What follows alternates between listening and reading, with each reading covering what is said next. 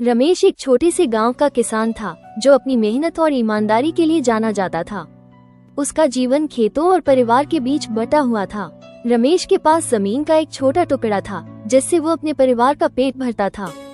उसके परिवार में उसकी पत्नी, 2 बच्चे और बूढ़े माता पिता थे। वो हर दिन सूरज निकलने से पहले उठकर खेतों में काम करता और देर रात तक मिट्टी से सोना उगाने की कोशिश करता।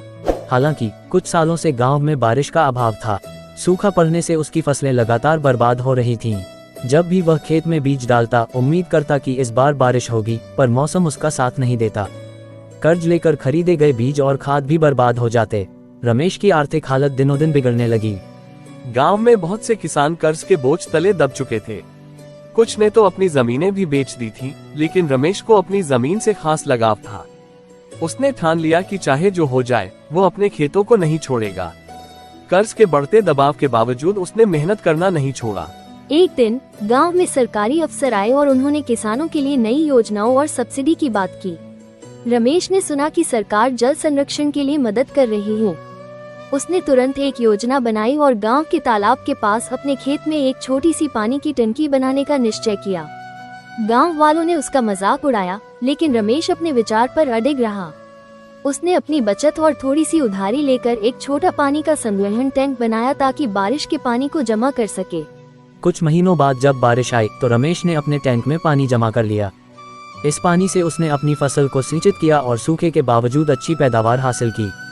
उसकी मेहनत रंग लाई और गांव में वह पहला किसान बना जिसकी फसलें समय पर उगी और अच्छी गुणवत्ता की थीं। उसकी फसल का दाम भी अच्छा मिला और वह धीरे धीरे अपने कर्ज से मुक्त होने लगा। रमेश की सफलता ने पूरे गांव के किसानों को प्रेरित किया। जो लोग कभी उसकी योजनाओं पर हंसते थे, अब वे उससे सलाह लेने लगे। उसने गांव के अन्य किसानों को भी जल संरक्षण के महत्व को समझाया और उन्हें अपनी योजनाओं में शामिल किया। धीरे धीरे पूरे गांव में जल संरक्षण का काम शुरू हुआ और किसान अपनी मेहनत से फिर से अपने पैरों पर खड़े होने लगे। रमेश ने अपने संघर्षों से यह सीखा कि चाहे हालात कितने भी मुश्किल क्यों न हो, अगर हिम्मत और धैर्य से काम किया जाए तो हर मुश्किल का हल निकाला जा सकता है। आज उसका परिवार खुशहाल है और गांव के किसान उसे एक मिसाल मानते हैं। रमेश का जीवन इस बात का प्रमाण है कि संघर्ष और मेहनत से हर संकट को पार किया जा सकता है। अगर आप सारे लोग इसी तरह का वीडियो देखना चाहते हैं तो मेरा चैनल को सब्सक्राइब और शेयर करना ना भूलें।